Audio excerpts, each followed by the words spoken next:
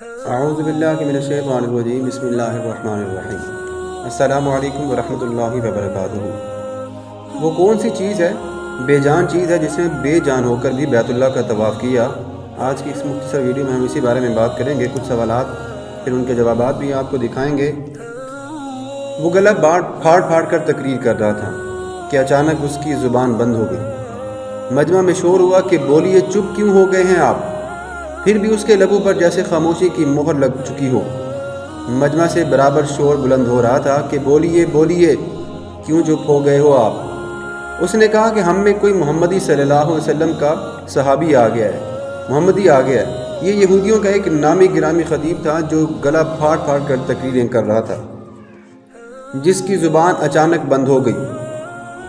جس نے جھوٹ بولا، ایسی کون سی قوم ہے جس نے جھوٹ بولا پھر بھی جنت میں جائے گی؟ وہ بدحواسی کا شکار ہو گیا۔ لوگوں نے کہا کہ کیا اس محمدی کو قتل کر دیں؟ نہیں، قتل مت کرو۔ یہودی خطیب لرزہ بداندام ہے اور تھر تھر کانپ رہا تھا، اس کی زبان لڑکھڑا رہی تھی۔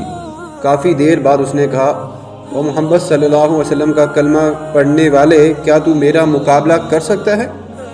اچانک ایک بزرگ کھڑے ہوئے جنہیں دنیا حضرت بایزید بستامی رحمۃ اللہ علیہ کے نام سے یاد کرتی ہے۔ یہ اللہ کے بڑے نیک بندے اور صوفیہ کرام میں ان کا شمار ہوتا ہے۔ انہوں نے کہا، او یہودی، تو نے محمد مصطفیٰ صلی اللہ علیہ وسلم کے کلمہ گو کے بارے میں سنا ہے، محمد صلی اللہ علیہ وسلم کے کلمہ گو کو نہیں سنا۔ پوچھ، کیا پوچھتا ہے؟ لیکن ایک بات یاد رکھ، میں بھی تجھ سے ایک سوال کروں گا، کیا تو جواب دے گا؟ یہودی خطیب نے کہا، ہاں دوں گا، لیکن پہلے میری بات۔ حضرت بایزید بستامی رحمۃ اللہ علیہ اسٹیج پر چڑھ گئے، دونوں آمنے سامنے تھے۔ سلسلہ سوالات یہودی خطیب کی طرف سے شروع ہوا۔ سب سے پہلے اس نے سوالات کرنے شروع کیے۔ پہلا سوال، ایک بتاؤ جس کا دوسرا نہیں۔ جواب، فرمایا اللہ ایک ہے، اس کے ساتھ کوئی دوسرا نہیں ہے، وَإِلَٰهُكُمْ إِلَٰهٌ وَاحِدٌ۔ پھر سوال، دو بتاؤ جس کا تیسرا نہ ہو۔ پھر آپ نے فرمایا اللیل والنہار، رات اور دن، اس کا تیسرا کوئی نہیں ہے۔ پھر اس نے کہا کہ تین بتاؤ جس کا چوتھا نہ ہو۔ پھر آپ نے جواب دیا لوح، قلم اور کرسی، یہ تین ہیں، اس کا چوتھا نہیں ہے۔ پھر اس نے کہا کہ چار بتاؤ جس کا پانچواں نہیں۔ تو آپ نے فرمایا تورات، زبور اور انجیل اور قرآن مجید، یہ چار ہیں اور ان کا پانچواں نہیں۔ پھر اس نے کہا پانچ بتاؤ جس کا چھٹا نہیں۔ تو آپ نے جواب دیا اللہ نے اپنے بندوں پر 5 نمازیں فرض کی ہیں، 6 نہیں۔ پھر اس نے کہا کہ 6 بتاؤ جس کا 7واں نہیں۔ تو آپ نے فرمایا کہ قرآن مجید میں اللہ نے اس کا جواب دیا خلق السماوات والارض وما بینہما فی 6 ایام ثم استوی علی العرش، زمین و آسمان کو اللہ تعالیٰ نے 6 دن میں پیدا کیا، 7 نہیں کہا۔ پھر اس نے کہا کہ چلو 7 بتاؤ جس کا 8واں نہیں۔ تو آپ نے فرمایا أَلَمْ تَرَوْا كَيْفَ خَلَقَ اللَّهُ 7 سَمَاوَاتٍ طِبَاقًا وَجَعَلَ الْقَمَرَ فِيهِنَّ نُورًا وَجَعَلَ الشَّمْسَ سِرَاجًا، کہ میرا رب کہتا ہے کہ میں نے 7 آسمان بنائے، اس لیے آسمان 7 ہیں، اس کا 8واں نہیں۔ پھر اس کا سوال، اس نے کہا 8 بتاؤ جس کا 9واں نہیں۔ تو آپ نے جواب دیا قرآن مجید میں فرمایا وَيَحْمِلُ عَرْشَ رَبِّكَ فَوْقَهُمْ يَوْمَئِذٍ 8، میرے رب کے عرش کو 8 فرشتوں نے پکڑا ہوا ہے، 9 نے نہیں۔ پھر اس نے کہا کہ 9 بتاؤ جس کا 10واں نہ ہو۔ تو آپ نے جواب دیا وَكَانَ فِي الْمَدِينَةِ 9 رَهْطٍ يُفْسِدُونَ، کہ حضرت صالح علیہ السلام کی قوم میں 9 بڑے بڑے بدماش تھے، 10واں نہیں تھا۔ پھر اس نے کہا کہ چلو 10 بتاؤ جس کا 11واں نہ ہو۔ تو آپ نے فرمایا حج میں کوئی غلطی ہو جائے تو اللہ نے ہمیں 7 روزے وہاں رکھنے اور 3 گھر میں رکھنے کا حکم دیا ہے، تِلْكَ عَشَرَةٌ کاملہ، یہ 10 ہیں، 11 نہیں۔ پھر اس نے سوال کیا کہ وہ 11 بتاؤ جس کا 12واں نہیں۔ تو آپ نے فرمایا یوسف علیہ السلام کے 11 بھائی تھے، 12 نہیں۔ پھر اس نے کہا کہ وہ 12واں بتاؤ جس کا 13واں نہ ہو۔ تو آپ نے جواب دیا سال میں اللہ تعالیٰ نے 12 مہینے بنائے ہیں، 13 نہیں۔ پھر اس نے سوال کیا کہ 13 بتاؤ جس کا 14 نہیں۔ تو آپ نے جواب دیا رأیت 11 کوكبا والشمس والقمر رأیتهم لی ساجدین، کہ حضرت یوسف علیہ السلام نے اپنے باپ سے کہا تھا کہ میں نے 11 ستارے دیکھے، ایک سورج دیکھا، ایک چاند دیکھا، جو مجھے سجدہ کر رہے ہیں، یہ 13 ہیں 14 نہیں۔ پھر اس نے کہا وہ چیز بتاؤ جس کو خود اللہ تعالیٰ نے پیدا فرمایا، اور پھر اسی کے بارے میں خود ہی سوال کیا۔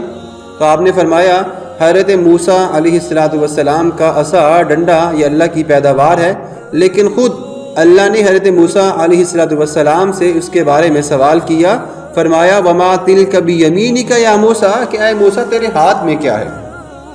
پھر اس نے سوال کیا کہ سب سے بہترین سواری کون سی ہے؟ تو آپ نے جواب دیا سب سے بہترین سواری گھوڑے کی ہے۔ پھر سوال سب سے بہترین دن کون سا ہے؟ فرمایا جمعہ کا دن سب سے بہترین دن ہے۔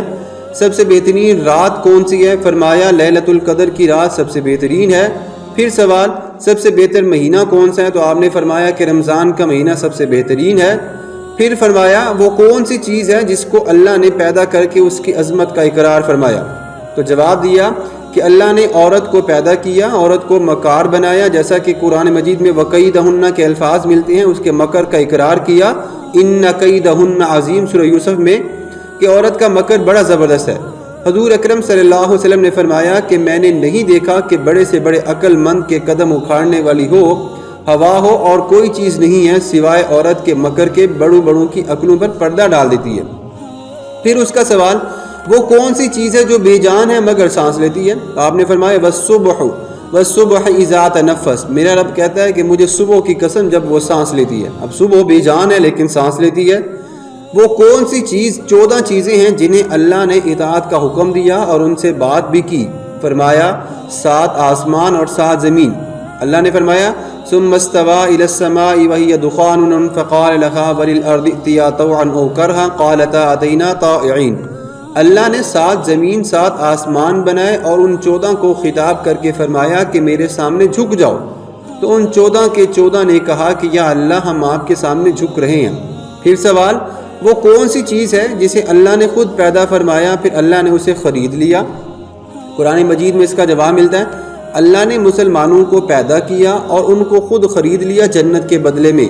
اللہ نے فرمایا ان اللہ اشتری من المؤمنین انفسهم واموالهم بان لهم الجنہ۔ اے مسلمان اللہ کی قسم نہ تو بیوی کا ہے، نہ بچوں کا، نہ تو تجارت کا ہے، اور نہ ہی صدارت کا، نہ تو حکومت کا، اور نہ تو کسی جماعت کا۔ تو اللہ اور اس کے رسول صلی اللہ علیہ وسلم کا ہے۔ تو اللہ اور اللہ کے رسول صلی اللہ علیہ وسلم کے حکم پر چلے تو یہ سارا نقشہ تیرے تابع ہو کر چلے گا، اور اگر تو اللہ اور اس کے رسول سے ٹکرائے گا تو اللہ تجھے دنیا میں ذلیل کر دیں گے۔ اگلا سوال وہ کون سی بے جان چیز ہے جس نے بے جان ہو کر بھی بیت اللہ کا طواف کیا؟ تو اس کا جواب فرمایا کہ نوح علیہ السلام کی کشتی پانی پر چلتی رہی، اور چلتے چلتے جب وہ بیت اللہ کے قریب آئی تو اس نے بیت اللہ کے قریب 7 چکر لگائے۔ پھر سوال کیا کہ وہ کون سی قبر ہے جو اپنے مردے کو لے کر چلتی پھرتی رہی؟ تو جواب حضرت یونس علیہ السلام کی مچھلی، جو حضرت یونس علیہ السلام کو 40 دن اپنے اندر لے کر چلتی پھرتی رہی، وہ قبر کی طرح تھی اور قبر کی طرح چل بھی رہی تھی۔ حضرت یونس علیہ السلام کو پیٹ میں بٹھا کر نہ مرنے دیا اور نہ بھوکا رکھا، نہ پیاسا رکھا، نہ بیمار کیا، نہ پریشان۔ حضرت یونس امانت بن کے بیٹھے ہوئے تھے۔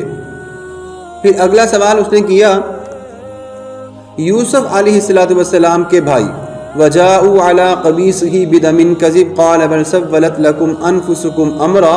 حضرت یوسف علیہ السلام کے بھائی شام کو آئے اور بکرے کا خون کرتے پر مل کر آئے، اور جھوٹ یہ بول دیا کہ حضرت یوسف کو بھیڑیا اٹھا کر لے گیا ہے، لیکن حضرت یعقوب کی توبہ اور استغفار کرنے پر اللہ نے ان کو جنت میں داخلہ دیں گے۔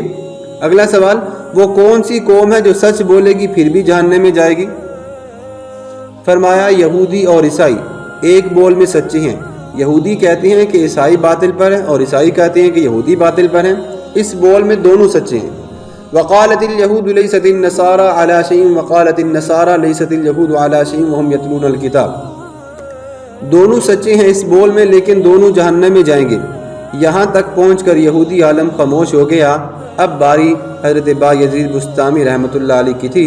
انہوں نے یہودی عالم کو مخاطب بنا کر ایک سوال کیا کہ ما مفتاح الجنہ، مجھے بتاؤ کہ جنت کی چابی کیا ہے؟ یہودی عالم خاموش ہو گیا۔